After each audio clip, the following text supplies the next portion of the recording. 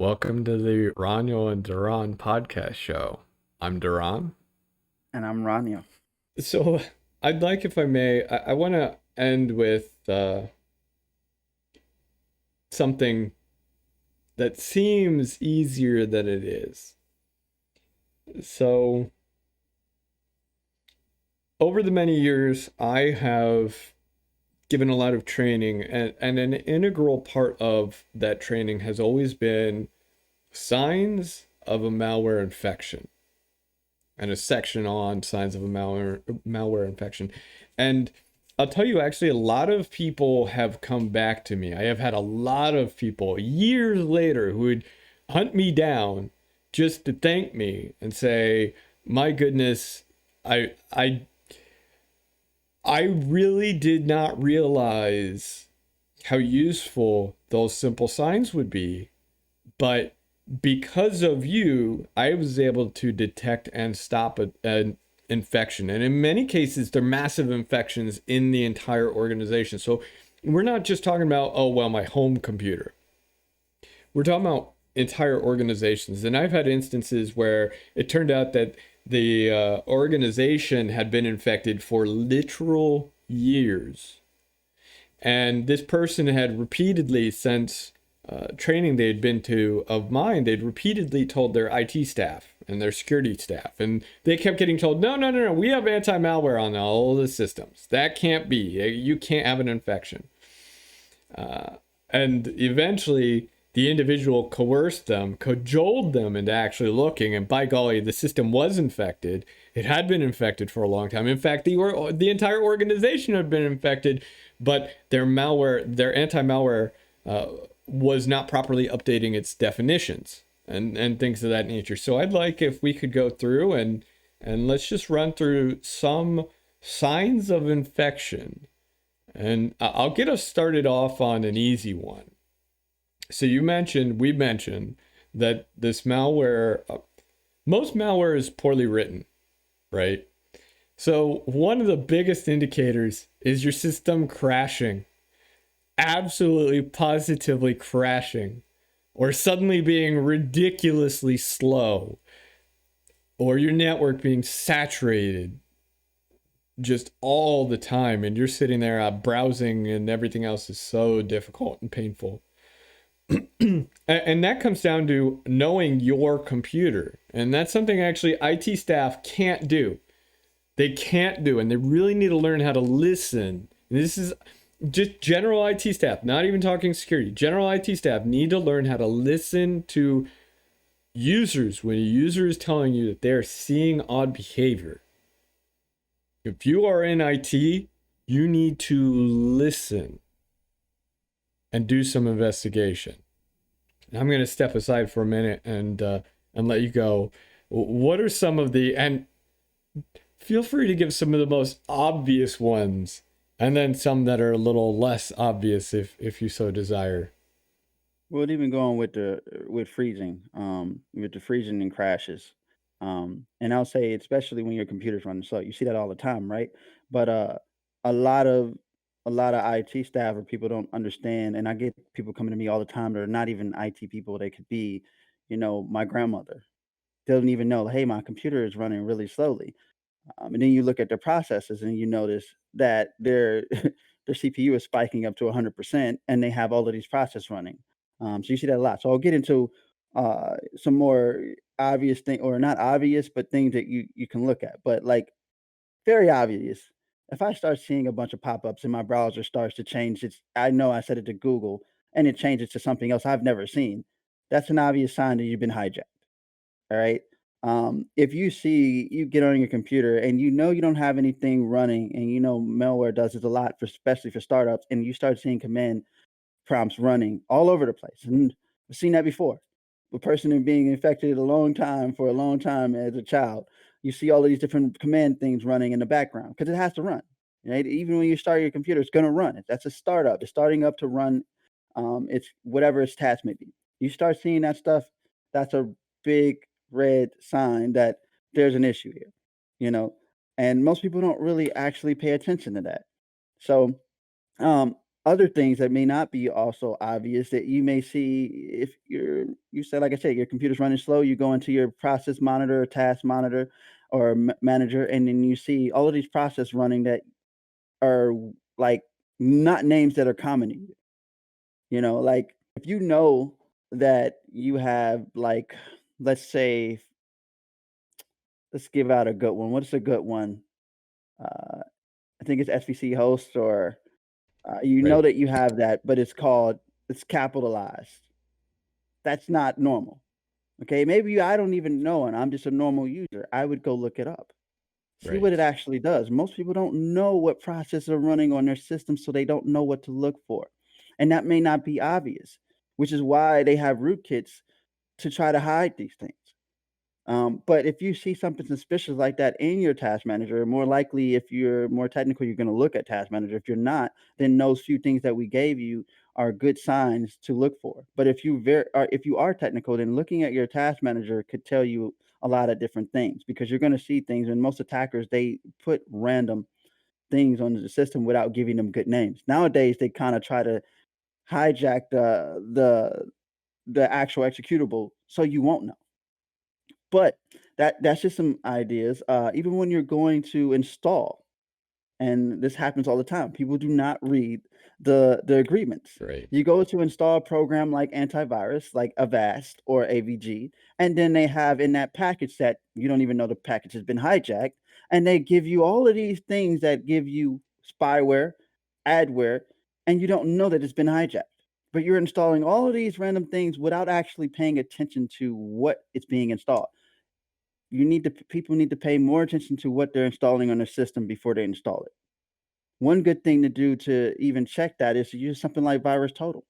I'm not saying it's gonna be the best, but it's running through millions of, antivirus picking up different signatures. Also looking at the behavior analysis, looking at what they give you, what behavior, what are they installing on your system ahead of time? Because a lot of times you can see if you're running it through a Virus Total, what commands it's gonna run, what it's going to drop on your machine, where is it dropping it at? A lot of times in Windows, they're gonna drop in your app, what is your app local, and in your temp directory, gonna install those things there because nobody's gonna look there. Nobody's gonna know that's there, but that's where they'll install it. They could be dropping droppers, malicious thing to get more malware. So first things first, always look at what you're installing before you install it. To just install it, pay attention to what you're installing. Look at what it do. Read those agreements so you know what it's going to install ahead of time. And if you're very cautious about it, then maybe, you know, upload that file to something like Virus Total or Joe's Sandbox or all these different places. If you don't have your own malware sandbox, which you might not, do some further analysis to see what it's actually doing. And then that'll give you a good idea of what's really going on. And especially if it's installing things into your registry or your startup, command, any of that. So, or even actually adding task schedulers, that's normal, like especially in Windows and maybe cron jobs in Linux. You want to check those things, but simple, simple things. First, if it's me, check what you're installing on your system before you install. Don't just install. Two, if you haven't done that and it already installed on your system, then if your system is running really slow, which normally it shouldn't unless you have a sucky computer with less RAM, then you need to be monitoring what's running on your system and why is your system, especially if you have a 16 gigabyte gigabyte RAM in your computer, like an Alienware machine that's running at a high performance or a high performance computer at all, you need to be checking to see that because you know darn well that it shouldn't be running slow. If you have any ads or pop-ups, which you rarely see as much, but if you have any ads or pop-ups or something that's being installed, like malicious extensions, which are using extensions now to add to your browser, don't if you have that and you're seeing that, uninstall it. Know what you're installing. But if you see those type of things, you know that you've been hijacked and that you are infected, because that is the most common thing that most malware developers or hackers are trying to do to like get into your system. So literally, that's my thought. You want to always know rule number one: always know what you're installing in your system. Always pay attention to that. Well, and if you know what you installed, then you know what to expect when you look in the task manager.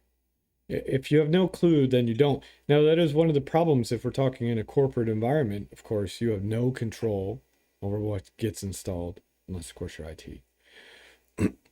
And honestly, a lot of corporate environments, they install just tons of junk, or your computer comes with a lot of junk on it. In which case, actually, I always recommend people to go through and do a fresh installation of their operating system. Always, Yeah. always, always. I'll give some additional signs that I've seen. So this one's really obvious. It still does happen. It usually means someone's really screwing with you, and that's if your screen starts flipping. So if it flips this way or it flips that way, meaning I'm suddenly upside down, or everything's backwards, left to right wise. If your screen goes black a lot, and you'll think you blinked, it'll just be black and then it's back, and black and then it's back, or maybe it stays black for a little while. It used to be, and it still is oftentimes the case, that with a lot of malware, when they are, for example, hooking into your desktop so they can see exactly your display, exactly what you're seeing, that causes that blinking because it's not well written. If you get a lot of alerts from your antivirus and you're constantly cleaning up stuff, that's a real sign you've been infected. And do not assume that it has been cleaned by your antivirus. In fact, that's the worst thing you can do. We'll get to that in a second, but some other signs: if your hard drive's just chugging away, you hear your hard drive just going at it, your fans are just constantly at full speed trying to cool down your computer. Let's say you've cleaned out your fans. You tried cleaning your fans out, because they do need cleaned out. You tried cleaning your fans out, everything's nice and clean, but your system still seems to be getting really hot. It could very well be that you have rogue processes running in the background that happen to be consuming a lot of CPU, or heavily utilizing your graphics processor unit or your hard drive or whatever, and so it's causing your system to get hot. If you find new software installed, a new browser has been set as your default, or what have you, and things of that nature. But people really do actually need to be careful about those browser plugins, don't they? Oh yeah, it definitely. Because a lot of these plugins, especially packages, third party packages, are being hijacked. Yeah, That's the best way to get in.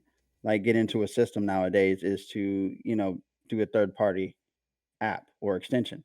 right. Um, and to piggyback off of that, as you said, you may install this, not even know, but then if you start seeing errors in your browser, however, if it's hijacked, you'll notice because one, more than likely you're going to see errors, especially from a browser if they've already hijacked your browser and such. And it doesn't matter what application I've actually installed, it's going to, as I go back to number one, it's going to install other extensions to that. And it installed other extensions to my browser. This was a long, long time ago. Installed extensions to my browser, which called browser errors. It not only did that, it installed shortcut files on your desktop. All right. Normally does that. It also disables security. It disabled my antivirus and other Yep. securities on my system. So, and then I just started getting these weird messages a while ago. So I Yes. knew, and then not only that, my system was running really slow from all of the applications I was using. So that's another thing you'll see what that goes into and tie into that. You have to be careful, and then that goes back to my number one thing: make sure you understand what you're installing. Yeah. Yeah, you're actually exactly right. When you start seeing a lot of weird errors in your logs, when you start seeing a lot of, let's say it's a web server, and you see weird access requests to URLs that should not exist, when your antivirus is screaming at you about malware, or screaming at you that it's shut down, that your signatures are out of date, when Windows is telling you your antivirus or firewall is turned off, so on and so forth. All of these things should be really just obvious signs that you need to get your system checked out, because it could be you have a catastrophic hardware failure that's about to occur, or more likely, you've been grossly infected, and you need to take it to a professional. And importantly, professionals need to learn how to listen and how to not immediately dismiss someone. That happens way too often. And see, it's funny you said that because that what got me really into learning about hacking and malware and all of this stuff is because as a younger kid, I kept getting into like kept getting infected with a bunch of malware, just doing things that a normal teenager would do, not even knowing these things. And then when I took it to my cousin, who was professional at doing this, he didn't listen to me at all. And he was more of a jerk than anything, and treated me like, well, you need to stop doing this and such, and you need to figure this out on your own. I Yeah. don't have time to figure it out for you. Like, I'm coming to you for a service. I'm coming to you to help fix that, but also recommend things that you've seen that I shouldn't be doing or shouldn't do that keeps getting me infected. And see, a lot of people keep doing the same thing over and over and don't Yeah. know that they're doing it, and that's the reason why they keep getting infected. Like doing the same thing over and over and expecting a different result is insanity. Yeah. All right. So, everybody is a creature of habit. People are creature of habits. Like they continue to do the same thing over and over, no matter what.